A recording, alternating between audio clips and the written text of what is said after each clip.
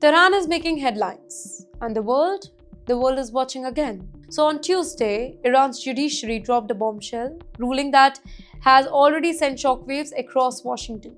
A civil court in Tehran has ordered the US government, top American officials, and affiliated institutions to pay over $22 billion. Why? For allegedly supporting the 2022 unrest in Iran, a series of protests and disturbances that Tehran calls a foreign-backed attacks on its sovereignty. But here's the dramatic part. The lawsuit was filled by 607 families, families of those Iran called martyrs and victims of the unrest. They demanded material, moral, and damages that were done at that point of time.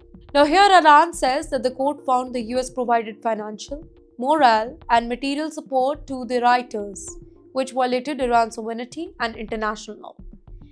You know the verdict? It is massive and it is derailed billions of the families of the deceased, payments to 25 individuals with serious injuries, punitive damages exceeding $30 billion. Interest unit, full payment, all legal costs included. The court cited Iranian civil law, counter-terrorism and counter-sanction law, and status allowing courts to hear civil claim against foreign governments. Well, the message from Tehran, it is loud and clear. Foreign interference will not be tolerated. Now, let's look at it from the US perspective. For the US, this is more than just a headline, it's a diplomatic shockwave. A ruling that challenges America's role in international affairs, at least from Iran's perspective. This isn't just a number on the paper, ladies and gentlemen, it's billions in potential penalties.